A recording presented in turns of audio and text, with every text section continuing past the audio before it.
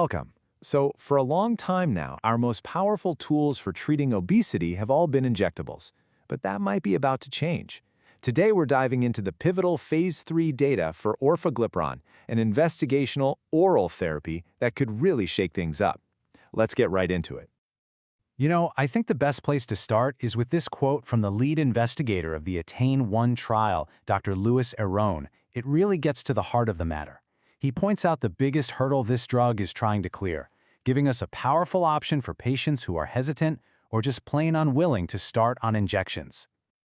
So, what exactly is Orforglipron?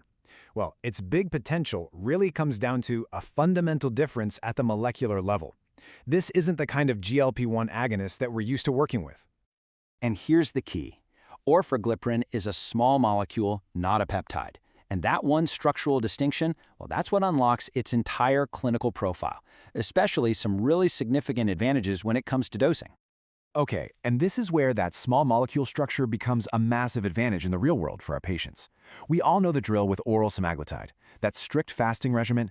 Orforglipron, though, it can be taken anytime, with or without food. From a long-term adherence perspective, that is a potential game changer. So, here's the billion-dollar question, right? Does all that convenience come at the cost of efficacy? Let's break down the headline results from the pivotal ATTAIN-1 trial and see just how potent this thing really is. The top-line number for the highest dose is definitely impressive. We're looking at an average weight reduction of 12.4% at 72 weeks. In real terms, that's an average loss of about 27 pounds, which is, no question, a clinically meaningful result. Now, looking at the full data, what just jumps right off the page is this beautiful, clear, dose-dependent response. Efficacy just climbs right along with the dose. And we're not just talking average weight loss. Look at the percentage of patients hitting those crucial benchmarks. At the highest dose, nearly 60% of patients lost at least 10% of their body weight. That is a huge proportion of responders. But it's never just about the number on the scale. The trial also showed really significant improvements in key cardiometabolic markers. We're talking lipids, systolic blood pressure, and there's this really interesting exploratory finding, a nearly 48% reduction in hsCRP. That suggests a pretty potent anti-inflammatory effect going on here as well. Of course, efficacy is only half the story. We've got to talk about the safety and tolerability profile, which, as we all know, is a critical piece of the puzzle for any new GLP-1 therapy. So the main takeaway from the safety data is, well, it's one of reassurance, really. The ATTAIN-1 trial didn't turn up any new or unexpected safety signals. The side effect profile is going to look very familiar to any of us who prescribe GLP-1 agonists. Just as you'd expect, the most common adverse events were gastrointestinal. Nausea, constipation, diarrhea, those were the big three.